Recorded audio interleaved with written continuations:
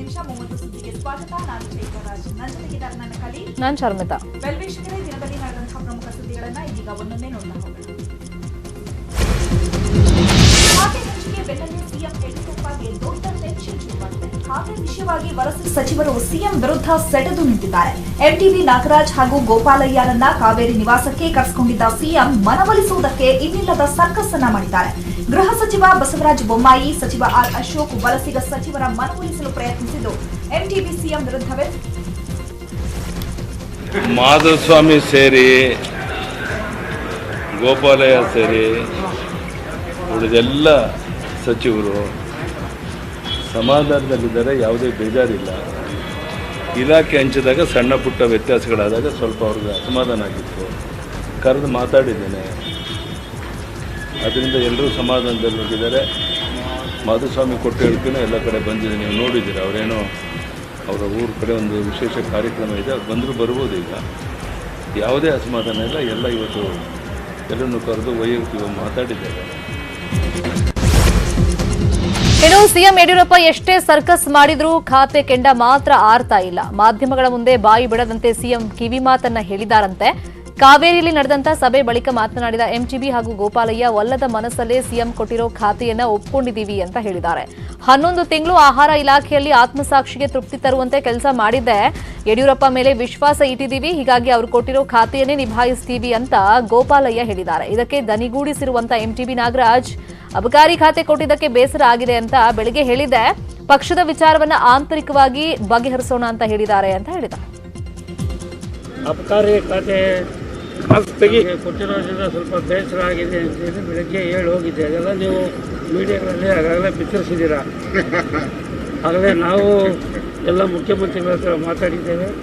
ಅದೇನೋ ಒಂದು ರೀತಿ ಕೂತು ನಮ್ಮ ಪಕ್ಷದ ಆಂತರಿಕ ವಿಚಾರಗಳನ್ನು ನಾವು ಬಗೆಹರಿಸ್ಕೊಳ್ಳೋಣ ಮಾತನ್ನು ಹೇಳಿದರೆ ಅದಕ್ಕೆಲ್ಲ ನಾವು ಒಪ್ಪಿದ್ದೇವೆ. ನೀವು ಅಬಕಾರಿ ಖಾತೆನ ಒಪ್ಕೊಂಡಿದ್ರೆ ಇಲ್ವ ಅನ್ನೋದು ಸ್ಪಷ್ಟ ಮಾಡಿಲ್ಲ. ಇನ್ನೂ ಕೂಡ ಮುಖ್ಯಮಂತ್ರಿಗಳು ಏನು ಹೇಳ್ತಾರೋ ಅದನ್ನು ಒಪ್ಕೊಳ್ತೀವಿ. 11 ತಿಂಗಳಿಂದ ನನಗೇನು ಆಹಾರ ಖಾತೆಯನ್ನು ಕೊಟ್ಟಿದ್ದರು, ನನ್ನ ಆತ್ಮಸಾಕ್ಷಿ ಅನುಗುಣವಾಗಿ ಆ ಕೋವಿಡ್ ಬಂದಿರತಕ್ಕಂಥ ಸಂದರ್ಭದಲ್ಲೂ ಪ್ರಾಮಾಣಿಕವಾಗಿ ಕೆಲಸ ಮಾಡಿದ್ದೇನೆ. ನಮ್ಮ ನಾಯಕರು, ಸನ್ಮಾನ್ಯ ನಾಯಕರು, ರಾಜ್ಯದ ಮುಖ್ಯಮಂತ್ರಿಗಳಾದ ಯಡಿಯೂರಪ್ಪವ್ರ ಮೇಲೆ ನಾವು ವಿಶ್ವಾಸ ಇಟ್ಟು ಅವ್ರು ಏನು ಖಾತೆ ಕೊಡ್ತಾರೆ ಆ ಖಾತೆನ ನಿರ್ವಹಣೆ ಮಾಡ್ತಕ್ಕಂಥ ಕೆಲಸ. ಸಿಎಂ ನಿವಾಸದಲ್ಲಿ ನಡೆದ ಸಭೆ ಬಳಿಕ ಖಾತೆ ವಿಷಯದಲ್ಲಿ ಯಾವುದೇ ಬೇಸರವಿಲ್ಲ ಎಂದಿದ್ದ ಎಂಟಿಬಿ ನಾಗರಾಜ್ ಹಾಗೂ ಗೋಪಾಲಯ್ಯ ರಾಜ್ಯ ಸಚಿವ ಸಂಪುಟ ಸಭೆಗೆ ಗೈರಾಗಿದ್ದಾರೆ. ಸಿಎಂ ಬಿಎಸ್ವೈ ನೇತೃತ್ವದಲ್ಲಿ ಸಭೆ ನಡೀತಾ ಇದ್ದು ಸಚಿವ ಸುಧಾಕರ್ ಸಹ ಹಾಜರಾಗಿಲ್ಲ. ಈ ಮೂಲಕ ಖಾತೆ ಬಗೆಗಿನ ತಮ್ಮ ಅಸಮಾಧಾನವನ್ನ ಹೊರಹಾಕಿದ್ದಾರೆ. ಸಭೆಗೆ ಅರವಿಂದ್ ಲಿಂಬಾವಳಿ, ಸಿಪಿ ಯೋಗೇಶ್ವರ್ ಸೇರಿದಂತೆ ಕೆಲ ಹೊಸ ಸಚಿವರು ಭಾಗಿಯಾಗಿದ್ದಾರೆ. ಇನ್ನು ಸಚಿವರ ಖಾತೆ ಸಿಟ್ಟು ಸ್ಫೋಟವಾಗ್ತಾ ಇದ್ದಂತೆ ಸಚಿವ ಆರ್ ಅಶೋಕ್ ಕೂಡ ಮನವೊಲಿಸೋಕೆ ಇನ್ನಿಲ್ಲದ ಸರ್ಕಸ್ ನಡೆಸಿದ್ದಾರೆ. ಇದೇ ವಿಚಾರವಾಗಿ ಮಾತನಾಡಿದ ಆರ್ ಅಶೋಕ್, ಸರ್ಕಾರ ಬರೋ ಸಂದರ್ಭದಲ್ಲಿ ಅವರೆಲ್ಲ ನಮಗೆ ಸಹಾಯ ಮಾಡಿದ್ದಾರೆ, ನಮ್ಮಲ್ಲಿ ಯಾವುದೇ ಗೊಂದಲ ಇಲ್ಲ, ನಾವೆಲ್ಲ ಒಂದೇ ಕುಟುಂಬದವರು, ಬಿಎಸ್ವೈ ನೇತೃತ್ವದಲ್ಲೇ ನಾವೆಲ್ಲ ಮುಂದೆ ಸಾಗ್ತೀವಿ ಅಂತ ಹೇಳಿದ್ದಾರೆ. ಯಾವುದೇ ರೀತಿ ಭಿನ್ನಾಭಿಪ್ರಾಯ ಆ ಥರ ಏನು ಇಲ್ಲ, ನಾವೆಲ್ಲ ಒಂದೇ ಕುಟುಂಬದವರು. ಏನೇ ಇದ್ರೂ ಕೂಡ ನಮ್ಮ ನೋವು, ನಲಿವು, ಸಂತೋಷ, ದುಃಖ ಎಲ್ಲವನ್ನ ಮುಖ್ಯಮಂತ್ರಿಗಳ ಮುಂದೆ ಇಡ್ತೀರಿ. ಅವರು ನಮಗೆ ಒಂದು ರೀತಿ ನಾಯಕರು, ಅವರು ಪ್ರಶ್ನಾತೀತ ನಾಯಕರು. ಸೊ ಅವ್ರ ನೇತೃತ್ವದಲ್ಲಿ ನಾವೆಲ್ಲ ಹೋಗ್ತೀರಿ. ಆ ಥರದ್ದು ಯಾವುದೇ ರೀತಿ. ಇನ್ನು ಇದೇ ವಿಷಯವಾಗಿ ಕಲಬುರಗಿಯಲ್ಲಿ ಮಾತನಾಡಿದ ಬಿಜೆಪಿ ರಾಜ್ಯ ಉಪಾಧ್ಯಕ್ಷ ವಿಜಯೇಂದ್ರ, ಖಾತೆ ಬದಲಾವಣೆಯಿಂದ ಉಂಟಾದ ಅಸಮಾಧಾನ ಸದ್ಯದಲ್ಲೇ ಶಮನ ಆಗುತ್ತೆ. ಮುಖ್ಯಮಂತ್ರಿ ಬಿಎಸ್ ಯಡಿಯೂರಪ್ಪ ಎಲ್ಲವನ್ನ ಪರಿಹರಿಸಲಿದ್ದಾರೆ. ಅಸಮಾಧಾನಗೊಂಡಿರೋರಿಗೆ ಸಿಎಂ ಮಾತನಾಡಿ ಸಮಸ್ಯೆಯನ್ನ ಬಗೆಹರಿಸಲಿದ್ದಾರೆ. ಖಾತೆ ಹಂಚಿಕೆಯಲ್ಲಿ ವಿಜಯೇಂದ್ರ ಪಾತ್ರ ಅನ್ನುವ ಆರೋಪಗಳೆಲ್ಲ ಶುದ್ಧ ಸುಳ್ಳು. ಯಡಿಯೂರಪ್ಪನವರು 4 ದಶಕಗಳ ಹೋರಾಟದ ಮೂಲಕ ಸಿಎಂ ಆದವರು. ಅವರಿಗೆ ಯಾರ ಹಸ್ತಕ್ಷೇಪದ ಅಗತ್ಯವೂ ಇಲ್ಲ. ಅಲ್ಲದೆ ನನ್ನ ಹಸ್ತಕ್ಷೇಪವಂತೂ ಇಲ್ಲವೇ ಇಲ್ಲ ಅಂತ ಹೇಳಿದ್ದಾರೆ. ಸರಿ ಹೋಗ್ತದೆ. ಸನ್ಮಾನ್ಯ ಮುಖ್ಯಮಂತ್ರಿಗಳು, ಸನ್ಮಾನ್ಯ BS ಯಡಿಯೂರಪ್ಪನವರು ಎಲ್ಲರ ಜೊತೆ ಚರ್ಚೆ ಮಾಡಿ ಅವರು ಸಮಾಧಾನ ಮಾಡ್ತಕ್ಕಂಥ ಕೆಲಸವನ್ನು ಮಾಡ್ತಾರೆ. ಅದರಲ್ಲಿ ಯಶಸ್ವಿ ಆಗ್ತಾರೆ. ನಾನು ಒಂದೇ ಮಾತಿನಲ್ಲಿ ಹೇಳಿದ್ದೇನೆ, ಯಾರೇ ತಮ್ಮ ಅಸಮಾಧಾನ ವ್ಯಕ್ತಪಡಿಸಿದ್ರು ಕೂಡ ಸನ್ಮಾನ್ಯ ಮುಖ್ಯಮಂತ್ರಿಗಳು ಅದನ್ನು ಸರಿ ಮಾಡ್ತಕ್ಕಂಥ ಕೆಲಸ ಮಾಡ್ತಾರೆ ಅಂತಕ್ಕಂಥ ಮಾತನ್ನು ನಾನು ಸ್ಪಷ್ಟವಾಗಿ ಹೇಳೋದಕ್ಕೆ ಇಚ್ಛಪಡ್ತೇನೆ. ಸನ್ಮಾನ್ಯ ಯಡಿಯೂರಪ್ಪನವರು 3-4 ದಶಕಗಳ ಒಂದು ಸುದೀರ್ಘ ರಾಜಕೀಯ ಹೋರಾಟದಿಂದ ಆಡಳಿತ ಹೇಗೆ ನಡೆಸಬೇಕು, ಯಾವ ರೀತಿ ಇದು ಮಾಡಬೇಕು ಅಂತಕ್ಕಂಥ ಅರಿವಿದೆ. ಹಾಗಾಗಿ ನನ್ನ ಮೇಲೆ ಡಿಪೆಂಡ್ ಆಗ್ತಕ್ಕಂಥ ಪ್ರಶ್ನೆ ಉದ್ಭವ ಆಗೋದಿಲ್ಲ. ಹಾಗಾಗಿ ಇದು ನನ್ನ ಹಸ್ತಕ್ಷೇಪ ಇರ್ತಕ್ಕಂಥದ್ದು ಯಾವ್ಯಾವ ಆರೋಪಗಳು ನಿರಾಧಾರ, ಯಾವುದಕ್ಕೂ ಕೂಡ ನಾನು ಇನ್ನೇನು ಕೆಲವು ಸಚಿವರ ಬಳಿ ಇದ್ದ ಹೆಚ್ಚುವರಿ ಖಾತೆಗೆ ಕೊಟ್ಟಿರುವಂತಹ ಸಿಎಂ ಯಡಿಯೂರಪ್ಪ ಹಲವರಿಗೆ ಹೆಚ್ಚುವರಿ ಹೊಣೆಯನ್ನು ಕೊಟ್ಟಿದ್ದಾರೆ. ಗೃಹ ಸಚಿವ ಬಸವರಾಜ ಬೊಮ್ಮಾಯಿಗೆ ಗೃಹ ಖಾತೆ ಜೊತೆಗೆ ಕಾನೂನು ಸಂಸದೀಯ ಖಾತೆಯನ್ನು ನೀಡಲಾಗಿದೆ. ಇನ್ನು ಸಚಿವ ಮಾಧುಸ್ವಾಮಿಗೆ ವೈದ್ಯಕೀಯ ಶಿಕ್ಷಣ, ಕನ್ನಡ ಮತ್ತು ಸಂಸ್ಕೃತಿ ಇಲಾಖೆ ಖಾತೆಯನ್ನು ನೀಡಲಾಗಿದೆ. ಹಾಗೆಯೇ ಸಿಸಿ ಪಾಟೀಲ್ಗೆ ಸಣ್ಣ ಕೈಗಾರಿಕೆ, ವಾರ್ತಾ ಇಲಾಖೆ ಜವಾಬ್ದಾರಿ ನೀಡಲಾಗಿದೆ. ಕೋಟಾ ಶ್ರೀನಿವಾಸ್ ಪೂಜಾರಿಗೆ ಮುಜರಾಯಿ ಇಲಾಖೆ ಜೊತೆಗೆ ಹಿಂದುಳಿದ ವರ್ಗಗಳ ಖಾತೆಯನ್ನು ನೀಡಲಾಗಿದೆ. ಸಚಿವ ಡಾಕ್ಟರ್ ಕೆ ಸುಧಾಕರ್ಗೆ ಸಿಎಂ ಶಾಕ್ ಅನ್ನು ಕೊಟ್ಟಿದ್ದಾರೆ. ಸುಧಾಕರ್ ಬಳಿ ಇದ್ದಂತ ವೈದ್ಯಕೀಯ ಶಿಕ್ಷಣ ಖಾತೆಯನ್ನ ಮಾಧುಸ್ವಾಮಿ ಹೆಗಲಿಗೆ ನೀಡಲಾಗಿದೆ. ಇನ್ನು ಪ್ರಭು ಚೌಹಾಣ್ ಬಳಿದ್ದಂತ ಹಜ್ ಮತ್ತು ವಕ್ಫ್ ಖಾತೆಯನ್ನು ಕಿತ್ಕೊಂಡು ಸಚಿವ ನಾರಾಯಣ ಗೌಡಗೆ ಯುವಜನ ಸೇವೆ ಮತ್ತು ಕ್ರೀಡೆ ಹಾಗೆಯೇ ಹಜ್ ಮತ್ತು ವಕ್ಫ್ ಖಾತೆಯನ್ನು ನೀಡಲಾಗಿದೆ. ಇನ್ನು ಸಚಿವ ಗೋಪಾಲಯ್ಯ ಬಳಿ ಇದ್ದಂತ ಆಹಾರ ಖಾತೆಯನ್ನು ಕಿತ್ಕೊಂಡು ತೋಟಗಾರಿಕೆ, ಸಕ್ಕರೆ ಇಲಾಖೆ ಜವಾಬ್ದಾರಿಯನ್ನು ನೀಡಲಾಗಿದೆ. ಇನ್ನು ಖಾತೆ ಮರುಹಂಚಿಕೆ ಬಗ್ಗೆ ಪ್ರತಿಕ್ರಿಯೆ ನೀಡಿದ ಪ್ರವಾಸೋದ್ಯಮ ಸಚಿವ ಆನಂದ್ ಸಿಂಗ್, ಖಾತೆ ಬದಲಾವಣೆಯಿಂದ ಯಾವುದೇ ಅಸಮಾಧಾನವಿಲ್ಲ. ಸಿಎಂ ನಮ್ಮನ್ನ ವಿಶ್ವಾಸಕ್ಕೆ ತೆಗೆದುಕೊಂಡೇ ಖಾತೆ ಬದಲಾವಣೆ ಮಾಡಿದ್ದಾರೆ. ಪ್ರವಾಸೋದ್ಯಮ ಖಾತೆಯನ್ನ ಈ ಹಿಂದೆ ನಾನು ನಿರ್ವಹಣೆ ಮಾಡಿದ್ದೇನೆ. ಈಗ ಅರಣ್ಯ ಖಾತೆಯಲ್ಲೂ ಸ್ವಲ್ಪ ಅನುಭವ ಪಡೆದಿದ್ದೆ. ನನಗೆ ಯಾವ ಅಸಮಾಧಾನವೂ ಇಲ್ಲ. ಸಿಎಂ ನಮ್ಮ ಕ್ಯಾಪ್ಟನ್, ಅವರ ನಿರ್ಧಾರವನ್ನ ನಾವೆಲ್ಲ ಒಪ್ಕೊಂಡಿದ್ದೇವೆ ಅಂತ ಹೇಳಿದ್ದಾರೆ. ಇನ್ನು ಸಚಿವ ಪ್ರಭು ಚೌಹಾಣ್ ಸಹ ರಿಯಾಕ್ಟ್ ಮಾಡಿದ್ದು, ನನ್ನ ಬಳಿ ಇದ್ದ ಹಜ್ ಮತ್ತು ವಕ್ಫ್ ಖಾತೆ ಪಡೆದುಕೊಳ್ಳಿ ಅಂತ ಈ ಹಿಂದೆಯೇ ಹೇಳಿದ್ದೆ. ಈಗ ಆ ಖಾತೆಯನ್ನ ಪಡೆದು ಪಶುಸಂಗೋಪನೆಯೊಂದನ್ನೇ ನೀಡಿದ್ದಾರೆ. ನನಗೆ ಈ ಖಾತೆಯೊಂದೇ ಸಾಕು ಅಂತ ಹೇಳಿದ್ದಾರೆ. ಖಾತೆ ಬದಲಾವಣೆ ಆಗಿದೆ ಅಂತ ಹೇಳಿ ನಾನೇನು ಯಾವುದೇ ಅಸಮಾಧಾನ ಇಲ್ಲ. ನಾನು ಈ ಹಿಂದೆ ಪ್ರವಾಸೋದ್ಯಮನೂ ಮಾಡಿದ್ದೀನಿ, ಆದರೆ ಅರಣ್ಯದಲ್ಲಿನೂ ಸ್ವಲ್ಪ ಅನುಭವ ಸಿಕ್ತು. ಈಗ ಮುಖ್ಯಮಂತ್ರಿಗಳು ನಮ್ಮನ್ನು ಅಂತಲ್ಲ, ನನ್ನ ವಿಶ್ವಾಸಕ್ಕೆ ತಗೊಂಡು ಕೇಳಿ ಈ ರೀತಿ ಬದಲಾವಣೆ ಮಾಡ್ತೀನಿ ಅಂತ ಹೇಳಿದಾಗ ಖಂಡಿತವಾಗ್ಲೂ ನಾನು ಒಪ್ಪಿಗೆ ಕೊಟ್ಟಿದ್ದೀನಿ. ಯಾಕಂದರೆ ಈಗ ಅವರು ನಮ್ಮ ಕ್ಯಾಪ್ಟನ್ ಇದ್ದಂಗೆ, ಅವರು ಚೀಫ್ ಅಂದರೆ ನಮ್ಮ ಕ್ಯಾಬಿನೆಟ್ಗೆ ಚೀಫ್ ಇದ್ದಂಥದ್ದು ರಾಜ್ಯದ ಮುಖ್ಯಮಂತ್ರಿಗಳು. ಇಲ್ಲ ನಾನು ಸ್ವಂತ ಹೇಳಿದೀವಿ. ನಮ್ಮ ಈ ಪಶುಸಂಗೋಪನೆ ಬಹಳ ದೊಡ್ಡ ಖಾತೆ ಇದೆ. ಗೋವಾ ನಿಷೇಧ ಕಾಯ್ದೆ ಮಾಡಿದೀವಿ. ಅದಕ್ಕೆ ನಮ್ದು ಟೈಮ್ ಸಿಗ್ತಾ ಇಲ್ಲ. ನಾನು ಸ್ವಂತ ಚಿಟ್ಟಿ ಬಿಡ್ದೀವಿ. ನಮ್ಮ ಒಪ್ಪ ಹಜ್ ಬೇಡ ಸರ್, ಬೇರೆ ಕೊಡ್ರಿ, ನಾನು ಸ್ವಂತ ಹೇಳಿದೀವಿ. ಮತ್ತೆ ಹೇಳ್ತೀನಿ, ನಾನು ಮೊದಲೇ ಹೇಳಿದೀನಿ ಒಂದೇ ಖಾತೆ ಸಾಕು ನಮ್ದು. ಗೋ ಮಾತಾ ನಮ್ಮ ಮಾತಾ ಮೊದಲು ರಕ್ಷಣೆ ಆಗಬೇಕು. ಕೆಲಸ ಮಾಡ್ತಾ ಇದ್ದೀವಿ. ಯಾವ್ದು ಬಿದ್ದರೆ ಖುಷಿದ್ದೀನಿ. ಖಾತೆ ಹಂಚಿಕೆ ಆಗ್ತಾ ಇದ್ದಂತೆ ನೂತನ ಸಚಿವರು ಫುಲ್ ಖುಷಿಯಾಗಿದ್ದಾರೆ. ಈ ಬಗ್ಗೆ ಮಾತನಾಡಿರುವಂತಹ ನೂತನ ಸಚಿವ ಉಮೇಶ್ ಕತ್ತಿ, ನನಗೆ ಆಹಾರ ಖಾತೆ ನೀಡಿದ್ದಕ್ಕೆ ಸಂತೋಷ ಆಗಿದೆ. ಇನ್ಮುಂದೆ ಬಿಪಿಎಲ್ ಕಾರ್ಡ್ದಾರರಿಗೆ ಅನುಕೂಲ ಮಾಡ್ತೀನಿ, ಅಲ್ಲದೆ ಜೋಳ, ರಾಗಿ ದೊರೆಯುವಂತೆ ಮಾಡ್ತೀನಿ ಅಂತ ಹೇಳಿದ್ದಾರೆ. ನನಗೆ ಯಾವುದೇ ಅಸಮಾಧಾನ ಇಲ್ಲ. ಈ ಹಿಂದೆ ನಾನು 13 ವರ್ಷ ಮಂತ್ರಿಯ ಕೆಲಸ ಮಾಡಿದ್ದೀನಿ. ಮಂತ್ರಿ ಸ್ಥಾನ ನನಗೇನು ಹೊಸದಲ್ಲ. ಖಾತೆ ಮರು ಹಂಚಿಕೆಗೆ ಅಸಮಾಧಾನ ಇದ್ರೆ ಅವರನ್ನೇ ಕೇಳಿ ಅಂತ ಹೇಳಿದ್ದಾರೆ. ಬಹುತೇಕ ಎಲ್ಲ ವಲಸಿಗ ಸಚಿವರ ಖಾತೆ ಬದಲಾವಣೆ ಮಾಡಿರೋ ಸಿಎಂ ಯಡಿಯೂರಪ್ಪ ರಮೇಶ್ ಜಾರಕಿಹೊಳಿ ಖಾತೆಯನ್ನ ಮಾತ್ರ ಟಚ್ ಮಾಡಿಲ್ಲ.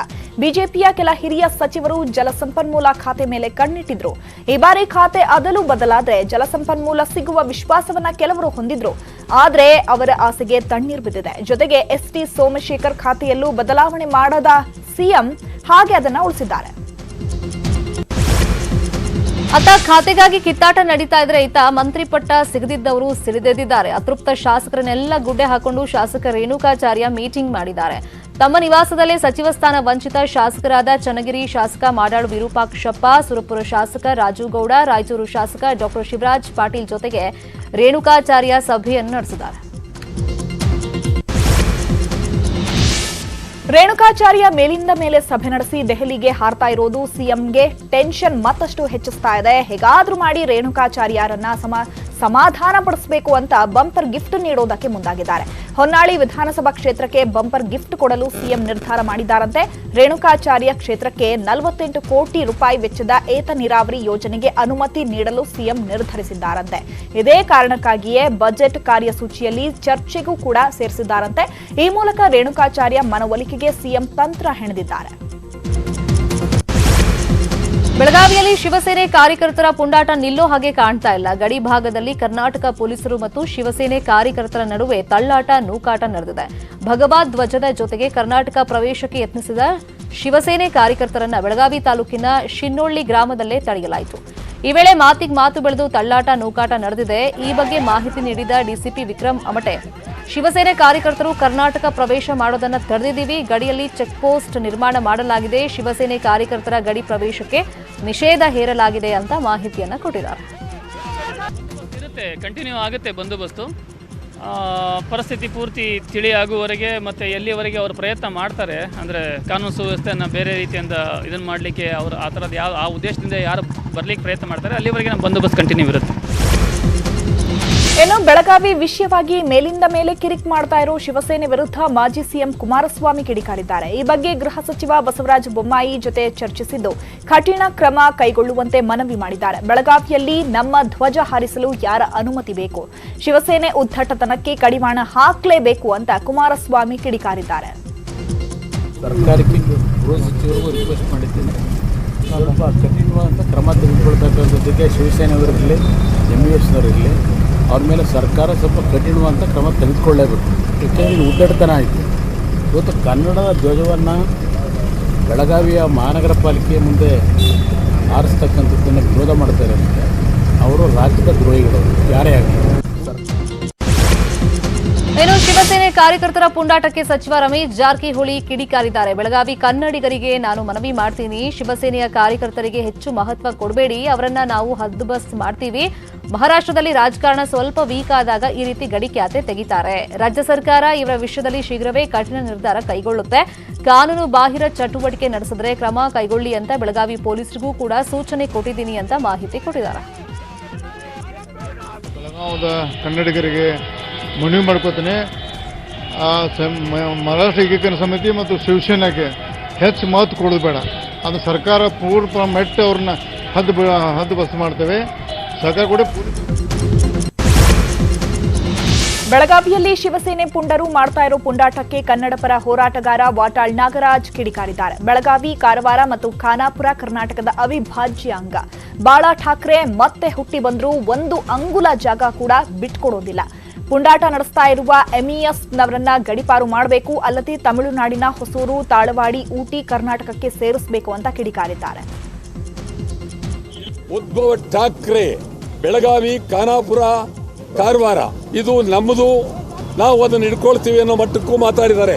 ಗಂಭೀರವಾಗಿ ಹೇಳ್ತೇನೆ, ಉದ್ಭವ್ ಠಾಕ್ರೆ ಬೆಳಗಾವಿ ಬಿಟ್ಕೊಡೋ ಪ್ರಶ್ನೆ ಇಲ್ಲ, ಖಂಡಿತ ಒಪ್ಕೊಳ್ಬೇಕು. ಇವಾಗ ಬೆಳಗಾವಿ ಕರ್ನಾಟಕದೊಂದು ಒಪ್ಕೊಳ್ಬೇಕು,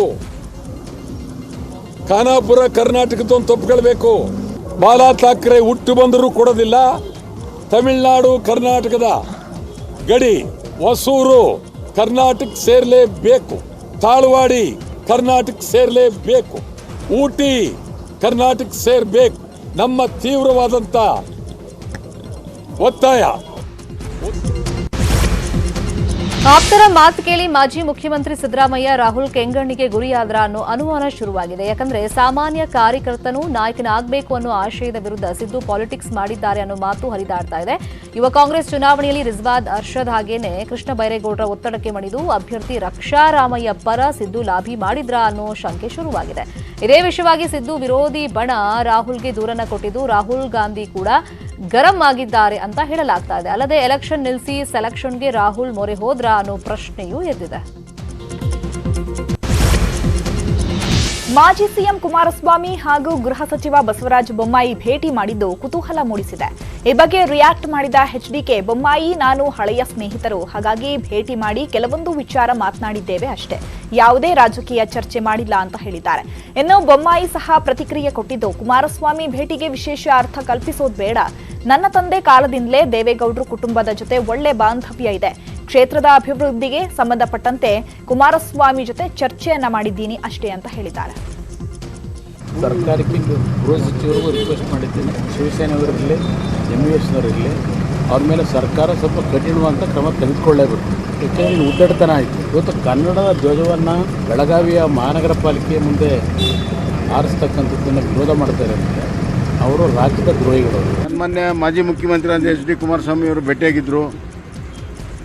ಅವರು ಕ್ಷೇತ್ರ, ಅವರ ಜಿಲ್ಲೆಯ ಸಂದರ್ಭ, ಹಲವಾರು ಅಭಿವೃದ್ಧಿ ಕಾರ್ಯ ಮತ್ತು ಇತರ ವಿಚಾರಗಳ ಬಗ್ಗೆ, ನಮ್ಮ ಇಲಾಖೆ ವಿಚಾರ ಬಗ್ಗೆ ಚರ್ಚೆಯನ್ನು ಮಾಡಿದ್ದಾರೆ. ಇದಕ್ಕೇನು ರಾಜಕೀಯ ಒಂದು ಯಾವುದೇ ರೀತಿಯ ಮಹತ್ವ ಕೊಡುವಂಥ ಅವಶ್ಯಕತೆ ಇದೆ. ಕೊರೋನಾ ಲಸಿಕೆ ತಯಾರಿಕಾ ಘಟಕವಾದ ಸೆರಂ ಇನ್ಸ್ಟಿಟ್ಯೂಟ್ನಲ್ಲಿ ಬೆಂಕಿ ಅವಘಡ ಸಂಭವಿಸಿದೆ. ಮಹಾರಾಷ್ಟ್ರದ ಪುಣೆಯಲ್ಲಿರುವಂತಹ ಸೆರಂ ಸಂಸ್ಥೆಯಲ್ಲಿ ಇದ್ದಕ್ಕಿದ್ದಂತೆ ಬೆಂಕಿ ಕಾಣಿಸಿಕೊಂಡು ಕೆಲಕಾಲ ಆತಂಕದ ವಾತಾವರಣ ಸೃಷ್ಟಿಯಾಗಿತ್ತು. ಕೂಡಲೇ ಸ್ಥಳಕ್ಕೆ ಆಗಮಿಸಿದ 10 ಅಗ್ನಿಶಾಮಕ ವಾಹನ ಬೆಂಕಿಯನ್ನು ನಂದಿಸಿವೆ. ಎಲ್ಲ ವಿಜ್ಞಾನಿಗಳು ಸುರಕ್ಷಿತ ಸ್ಥಳಕ್ಕೆ ಶಿಫ್ಟ್ ಮಾಡಲಾಗಿದ್ದು, ಕೋವಿಶೀಲ್ಡ್ ಲಸಿಕೆಗಳಿಗೆ ಯಾವುದೇ ಧಕ್ಕೆಯಾಗಿಲ್ಲ ಅನ್ನೋ ಮಾಹಿತಿ ಲಭ್ಯವಾಗಿದೆ. ದೇಶದೆಲ್ಲೆಡೆ 2ನೇ ಹಂತದ ಲಸಿಕೆ ಮಹಾ ಅಭಿಯಾನಕ್ಕೆ ಸಕಲ ರೀತಿ ಸಜ್ಜಾಗಲಾಗ್ತಾ ಇದೆ. ಈ ವೇಳೆ ಪ್ರಧಾನಿ ನರೇಂದ್ರ ಮೋದಿ ಸಹ ಲಸಿಕೆ ಪಡೆಯಲಿದ್ದಾರೆ. 2ನೇ ಹಂತದಲ್ಲಿ ಪಿಎಂ ಹಾಗೂ ಸಿಎಂ ಸಂಸದರಿಗೆ ವ್ಯಾಕ್ಸಿನ್ ನೀಡಲಾಗುತ್ತೆ. ಜನವರಿ 28ರವರೆಗೆ ಮೊದಲ ಹಂತದ ಲಸಿಕೆ ಅಭಿಯಾನ ನಡೆಯಲಿದ್ದು, 2ನೇ ಹಂತದ ಲಸಿಕೆ ವಿತರಣೆಗೆ ಶೀಘ್ರದಲ್ಲೇ ದಿನಾಂಕ ಪ್ರಕಟವಾಗಲಿದೆ. ಕೊರೋನಾ ಲಸಿಕೆ ವಿತರಣೆಗೆ ವಿರೋಧವಾದ ಹಿನ್ನೆಲೆ ಪ್ರಧಾನಿ ನರೇಂದ್ರ ಮೋದಿಯೇ ಲಸಿಕೆ ಹಾಕಿಸಿಕೊಳ್ಳಲು ಮುಂದಾಗಿದ್ದಾರೆ. ಕೊರೋನಾ ವ್ಯಾಕ್ಸಿನ್ ವಿಷಯದಲ್ಲೂ ತುಮಕೂರು ಡಿಎಚ್ಒ ಡಾಕ್ಟರ್ ನಾಗೇಂದ್ರಪ್ಪ ಹಾಗೂ nursing college principal doctor Rajani ಶೋಕಿಗಾಗಿ ಫೋಟೋ ಪೋಸ್ ಕೊಟ್ಟಿದ್ದಾರೆ. ಲಸಿಕೆ ಪಡೆಯೋ ರೀತಿ ಭುಜದ ಮೇಲೆ ಸಿರಿಂಜ್ ಅನ್ನ ಇಟ್ಕೊಂಡು ಪೋಸ್ ಕೊಟ್ಟಿದ್ದಾರೆ. ಜೊತೆಗೆ ವಿಕ್ಟರಿ ಸಿಂಬಲ್ ಬೇರೆ ತೋರಿಸಿದ್ದಾರೆ. ಇಬ್ರು ಕೂಡ ಲಸಿಕೆ ಪಡೆದಿದ್ರ ಬಗ್ಗೆ ಯಾವುದೇ ಸಾಕ್ಷ್ಯ ಇಲ್ಲ. ಮಾದರಿ ಆಗಬೇಕಾಗಿದ್ದ ವೈದ್ಯರೇ ಹೀಗೆ ಮಾಡಿದ್ರೆ ಹೇಗೆ ಅಂತ ಸಾಮಾಜಿಕ ಜಾಲತಾಣದಲ್ಲಿ ಜನ ಟೀಕೆ ಮಾಡ್ತಾ ಇದ್ದಾರೆ. ಇನ್ನು ಇದ್ರ ಬಗ್ಗೆ nursing college principal Rajani news 18 ಕನ್ನಡಕ್ಕೆ ರಿಯಾಕ್ಷನ್ ಕೊಟ್ಟು ನಾನು ಲಸಿಕೆ ಹಾಕಿಸ್ಕೊಂಡಿದ್ದೀನಿ, ಅದಾದ್ಮೇಲೆ ನನಗೆ ಫೋಟೋಗೆ ಪೋಸ್ ಕೊಡಿ ಮೇಡಮ್ ಅಂತ ಹೇಳಿದ್ದಕ್ಕೆ ನಾನು ಅಲ್ಲಿ ಕೂತ್ಕೊಂಡೆ, ನಾನು ಲಸಿಕೆ ಹಾಕಿಸ್ಕೊಂಡಿದ್ದೀನಿ, ಇದ್ರಲ್ಲಿ ನನ್ನ ತಪ್ಪಿಲ್ಲ ಅಂತ ಹೇಳಿದ್ದಾರೆ.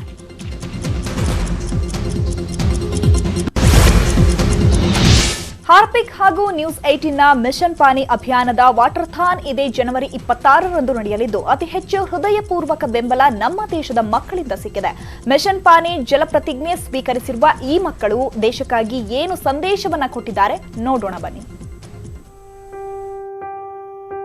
ಸ್ವಚ್ಛತಾ और पानी pledge to use water mindfully every time, every day, and encourage others to do the same. We are made of water. Water is life itself. Water is health. Water is hygiene. Water is safety. Water is future. I also pledge to support water conservation efforts and water equality, and work towards the day no one has to struggle for water. हमको बचानी है ये जिंदगानी. ಉಳಿದಿರುವಂತಹ ಪ್ರಮುಖ ಸುದ್ದಿ ನೋಡೋಣ break ಆದ್ಮೇಲೆ. CM Yediyurappa ಕೂಡ ವಚನ ಭ್ರಷ್ಟರೇ, ಮೀಸಲಾತಿ ವಿಚಾರದಲ್ಲಿ ಮಾತು ತಪ್ಪಿದ್ದಾರೆ ಅಂತ ಕೊಪ್ಪಳದಲ್ಲಿ ಜಯ ಮೃತ್ಯುಂಜಯ ಸ್ವಾಮೀಜಿ ಆಕ್ರೋಶವನ್ನ ಹೊರಹಾಕಿದ್ದಾರೆ. ತಿಂಗಳ ಒಳಗೆ ಪಂಚಮಸಾಲಿ ಸಮುದಾಯಕ್ಕೆ ಮೀಸಲಾತಿ ಕಲ್ಪಿಸುವ ಮಾತು ಕೊಟ್ಟಿದ್ರು, ಆದರೆ 3 ತಿಂಗಳಾದ್ರೂ ಕೊಟ್ಟ ಮಾತನ್ನ ಈಡೇರಿಸಿಲ್ಲ. ಮೀಸಲಾತಿ ನೀಡಲು ಯಾಕಿಷ್ಟು ಮೀನಾಮೇಷ? ಸಮಾಜದ ಋಣ ತೀರಿಸಲು ಸಿಕ್ಕ ಅವಕಾಶವನ್ನ ಬಳಸಿಕೊಳ್ಳಿ. ಪಂಚಮಸಾಲಿ ಸಮುದಾಯಕ್ಕೆ 2A ಮೀಸಲಾತಿ ಕೊಡಿ. ಮೀಸಲಾತಿ ಪ್ರಮಾಣ ಪತ್ರ ಸಿಗೋವರೆಗೂ ಹೋರಾಟ ನಿಲ್ಲಲ್ಲ ಅಂತ ಕಿಡಿಕಾರಿದ್ದಾರೆ. ಜನವರಿ 14ರಂದು ಮಂಗಳೂರಿನ ದೇರಳಕಟ್ಟೆಯಿಂದ ಬರುವಾಗ ಬಸ್ನಲ್ಲಿ ಯುವತಿಗೆ ಲೈಂಗಿಕ ಕಿರುಕುಳ ನೀಡಿದ ಕಾಮುಕನನ್ನ ಪೊಲೀಸರು ಬಂಧಿಸಿದ್ದಾರೆ. ಕಾಸರಗೋಡಿನ ಹುಸೇನ್ ಅನ್ನೋ ವ್ಯಕ್ತಿ ಇನ್ನಿಲ್ಲದ ಕಾಮಕೀಟ್ಲೆ ಮಾಡ್ತಾ ಇದ್ದಂತೆ. ಈ ಬಗ್ಗೆ ಬಸ್ ಡ್ರೈವರ್ ಕಂಡಕ್ಟರ್ಗೆ ತಿಳಿಸಿದ್ರು, ಏನೂ ಮಾಡಿಲ್ಲ. ಹೀಗಾಗಿ ನೊಂದ ಯುವತಿ ಇನ್ಸ್ಟಾಗ್ರಾಂನಲ್ಲಿ ಅಳಲನ್ನ ತೋಡ್ಕೊಂಡಿದ್ಲು. ಹೀಗಾಗಿ ಆರೋಪಿಯನ್ನ ಪೊಲೀಸರು ಬಂಧಿಸಿದ್ದು, ಕಮಿಷನರ್ ಎದುರೇ ಕಾಮುಕನಿಗೆ ಯುವತಿ ಕಪಾಳ ಮೋಕ್ಷ ಮಾಡಿದಾಳೆ. ಸ್ಯಾಂಡಲ್ವುಡ್ ಡ್ರಗ್ಸ್ ಪ್ರಕರಣದಲ್ಲಿ ಜೈಲು ಸೇರಿದ್ದ ತುಪ್ಪದ ಹುಡುಗಿ ರಾಗಿಣಿಗೆ 140 ದಿನಗಳ ಬಳಿಕ ಕೊನೆಗೂ ಜಾಮೀನು ಸಿಕ್ಕಿದೆ. ಇಂದು ಜಾಮೀನು ಅರ್ಜಿ ವಿಚಾರಣೆ ನಡೆಸಿದ ಸುಪ್ರೀಂ ಕೋರ್ಟ್ ಸಿಹಿ ಸುದ್ದಿ ಕೊಟ್ಟಿದೆ. ಸೆಪ್ಟೆಂಬರ್ 4ರಂದು ನಟಿ ರಾಗಿಣಿಯನ್ನ ಬಂಧಿಸಿದ್ದ ಸಿಸಿಬಿ ಪೊಲೀಸರು 10 ದಿನಗಳ ಕಾಲ ತಮ್ಮ ಕಸ್ಟಡಿಗೆ ಪಡ್ಕೊಂಡಿದ್ರು. ಸೆಪ್ಟೆಂಬರ್ 15ರಂದು ಕೋರ್ಟ್ ನ್ಯಾಯಾಂಗ ಬಂಧನಕ್ಕೆ ಆದೇಶವನ್ನ ನೀಡಿತ್ತು. ಇದೀಗ ಸುಪ್ರೀಂ ಕೋರ್ಟ್ ಷರತ್ತುಬದ್ಧ ಜಾಮೀನು ನೀಡಿದೆ. ಆದರೆ ರಾಗಿಣಿ ಹಿಂದೆ ಹೊರಬರ್ತಾರಾ ಇಲ್ವಾ ಅನ್ನೋದೇ ಯಕ್ಷ ಪ್ರಶ್ನೆ. ಯಾಕಂದ್ರೆ ಸುಪ್ರೀಂ ಕೋರ್ಟ್ನಿಂದ ಜಾಮೀನು ನೀಡಿದ ಕಾಪಿಯನ್ನ ಪಡ್ಕೊಂಡು ಬಂದ್ರಷ್ಟೇ ಜೈಲಿನಿಂದ ಹೊರಬರಲಿದೆ. The fact of the matter is there is no recovery from her. When there is no recovery from her, the allegations are only out of alleged statement by V.K. Ravi Shankar. That statement itself is not saying anything. So in these circumstances, it was a fit case that bail be granted, and therefore the Honorable Supreme Court today granted. ಖತರ್ನಾಕ್ drugs ಜಾಲವನ್ನ NCB ಅಧಿಕಾರಿಗಳು ಭೇದಿಸಿದ್ದಾರೆ. ಬೆಂಗಳೂರು ಮತ್ತು ಚೆನ್ನೈ ವಲಯದ ಅಧಿಕಾರಿಗಳು ಕಾರ್ಯಾಚರಣೆ ನಡೆಸಿದ್ದು ದಕ್ಷಿಣ ಭಾರತದಿಂದ ವಿದೇಶಕ್ಕೆ ಡ್ರಗ್ಸ್ ಸಾಗಾಟ ಮಾಡ್ತಾ ಇದ್ದವರ ಹೆಡೆಮುರಿ ಕಟ್ಟಿದ್ದಾರೆ. ತನಿಖೆ ವೇಳೆ ಆರೋಪಿಗಳು ಮಹತ್ವದ ಮಾಹಿತಿಯನ್ನ ಬಾಯ್ಬಿಟ್ಟಿದ್ದು ಕಿಚನ್ ವಸ್ತುಗಳಲ್ಲಿ ಡ್ರಗ್ ಪ್ಯಾಕೆಟ್ಗಳನ್ನು ಇಟ್ಟು ಸಾಗಾಟ ಮಾಡ್ತಾ ಇದ್ರಂತೆ. ಬಂಧಿತ ಆರೋಪಿಗಳಿಂದ ಕೋಟ್ಯಾಂತರ ರೂಪಾಯಿ ಮೌಲ್ಯದ 49.35 ಕೆಜಿ ಎಫಿಡ್ರೈನ್ ವಶಕ್ಕೆ ಪಡೆಯಲಾಗಿದೆ. ಇನ್ನು ಈ ಎಫಿಡ್ರೈನ್ ಅನ್ನ ತೂಕ ಇಳಿಸೋದಕ್ಕೆ ಅಂತ ಎಲ್ಲರೂ ಉಪಯೋಗಿಸ್ತಾರೆ. ಇದರ ಸೇವನೆಯಿಂದ ಬ್ಲಡ್ ಪ್ರೆಷರ್ ಜಾಸ್ತಿ ಆಗುತ್ತಂತೆ, ಜೊತೆಗೆ ಹಲವು ಸೈಡ್ ಎಫೆಕ್ಟ್ ಕೂಡ ಸಂಭವಿಸುತ್ತಂತೆ. ಯೋಗೇಶ್ವರ್ ಸಚಿವರಾಗ್ತಿದ್ದಂತೆ ಅಂಬೇಡ್ಕರ್ ಭವನ ರಾಜಕೀಯ ಶುರುವಾಯ್ತಾ ಅನ್ನೋ ಅನುಮಾನ ಎದುರಾಗಿದೆ. 15 ವರ್ಷಗಳ ಹಿಂದೆ ಶುರುವಾಗಿದ್ದ ಕೆಲಸ ಈಗ ಪೂರ್ಣಗೊಂಡಿದ್ದು ಅಂಬೇಡ್ಕರ್ ಭವನ ಉದ್ಘಾಟನೆಗೆ ಸಿದ್ಧತೆಯನ್ನ ಮಾಡಿಕೊಳ್ಳಲಾಗುತ್ತಿದೆ. ಇದಕ್ಕೆಂದೇ ಚನ್ನಪಟ್ಟಣ ಶಾಸಕ ಕುಮಾರಸ್ವಾಮಿ ದಿನಾಂಕ ಸಹ ನಿಗದಿ ಮಾಡಿದ್ದಾರೆ. ಸಚಿವ ಶ್ರೀರಾಮುಲು ಮೂಲಕ ಉದ್ಘಾಟನೆ ಮಾಡೋದಕ್ಕೆ ಎಚ್ಡಿಕೆ ಪ್ಲಾನ್ ಮಾಡಿದ್ದಾರೆ. ಇದಕ್ಕೆ ಸಿಪಿ ಯೋಗೇಶ್ವರ್ ಬೆಂಬಲಿಗರು ವಿರೋಧವನ್ನ ವ್ಯಕ್ತಪಡಿಸಿದ್ದಾರೆ. ಇನ್ನು ಕಾಮಗಾರಿಯೇ ಪೂರ್ಣಗೊಂಡಿಲ್ಲ ಅಂತ ಕಿಡಿಕಾರ್ತಿದ್ದಾರೆ. ಆದರೆ ಎಚ್ಡಿಕೆ ಬೆಂಬಲಿಗರು ಮಾತ್ರ ಕಾಮಗಾರಿ ಮುಗಿದಿದೆ, ಉದ್ಘಾಟನೆ ಮಾಡಿಯೇ ಮಾಡ್ತೀವಿ ಅಂತ ಹೇಳ್ತಿದ್ದಾರೆ. ಹಾರ್ಪಿಕ್ ಹಾಗೂ ನ್ಯೂಸ್ 18ನ ಮಿಷನ್ ಪಾನಿ ಅಭಿಯಾನದ ವಾಟರ್ಥಾನ್ ಇದೇ ಜನವರಿ 26ರಂದು ನಡೆಯಲಿದ್ದು ಅತಿ ಹೆಚ್ಚು ಹೃದಯಪೂರ್ವಕ ಬೆಂಬಲ ನಮ್ಮ ದೇಶದ ಮಕ್ಕಳಿಂದ ಸಿಕ್ಕಿದೆ. ಮಿಷನ್ ಪಾನಿ ಜಲ ಪ್ರತಿಜ್ಞೆ ಸ್ವೀಕರಿಸಿರುವಂತ ಈ ಮಕ್ಕಳು ದೇಶಕ್ಕಾಗಿ ಏನ್ ಸಂದೇಶ ಕೊಟ್ಟಿದ್ದಾರೆ ನೋಡೋಣ ಬನ್ನಿ.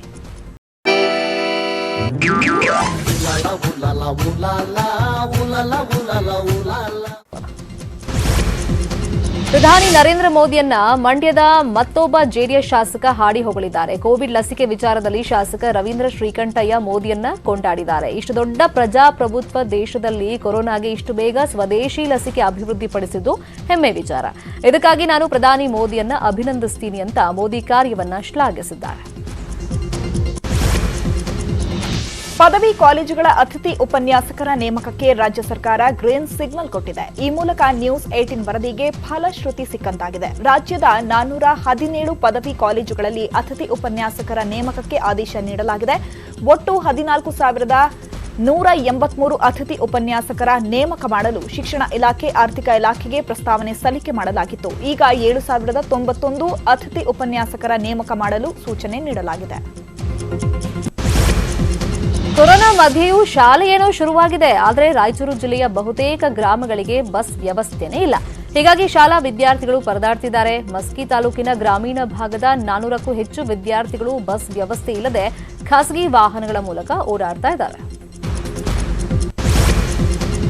ಮಾಜಿ ಸಚಿವ ವಿನಯ್ ಕುಲಕರ್ಣಿಗೆ ಜೈಲೂಟ ತಪ್ಪು ಹಾಗೆ ಕಾಣಿಸ್ತಾ ಇಲ್ಲ. ಧಾರವಾಡ ಜಿಲ್ಲಾ ಪಂಚಾಯಿತಿ ಸದಸ್ಯ ಯೋಗೀಶ್ ಗೌಡ ಕೊಲೆ ಕೇಸ್ನಲ್ಲಿ ಮತ್ತೆ ಜೈಲೇ ಗತಿಯಾಗಿದೆ. ಇಂದು ಜಾಮೀನು ಅರ್ಜಿ ವಿಚಾರಣೆ ನಡೆಸಿದ ಧಾರವಾಡ ಹೈಕೋರ್ಟ್ ಅರ್ಜಿಯನ್ನ ವಜಾ ಮಾಡಿದೆ. ಎಸಿಬಿ ಬಲೆಗೆ ಬಿದ್ದಿದ್ದ ಪಿಡಿಒಗೆ ಕನಕಪುರದ ತೋಕಸಂದ್ರದಲ್ಲಿ ಅದ್ದೂರಿ ಸ್ವಾಗತ ನೀಡಲಾಗಿದೆ. ಕಳೆದ 15ನೇ ತಾರೀಕು ಲಂಚ ಪಡೆಯುವ ವೇಳೆ ಸಿಕ್ಕಿಬಿದ್ದಿದ್ದ ಪಿಡಿಒ ರಮ್ಯಾ ಜಾಮೀನಿನ ಮೇಲೆ ಹೊರಗಡೆ ಬರ್ತಾ ಇದ್ದಂತೆ ಅದ್ದೂರಿ ಸ್ವಾಗತ ನೀಡಲಾಗಿದೆ. ಹೂವಿನ ಹಾರ ಹಾಕಿ ಜೊತೆಗೆ ಪಟಾಕಿ ಸಿಡಿಸಿ ಗ್ರ್ಯಾಂಡ್ ವೆಲ್ಕಮ್ ಕೊಟ್ಟಿದ್ದಾರೆ. ಈ ವಿಡಿಯೋ ಈಗ ಸಖತ್ ವೈರಲ್ ಆಗಿದ್ದು ಜನ ಕಿಡಿತಾ ಇರ್ತಾರೆ. ಇವಿಷ್ಟು ಈ ಹೊತ್ತಿನ ಪ್ರಮುಖ ಸುದ್ದಿ. ನೋಡ್ತಾ ಇರಿ ನ್ಯೂಸ್ 18 ಕನ್ನಡ. ಜಾಲ ನಮ್ಮದು, ಬಲ ನಿಮ್ಮದು.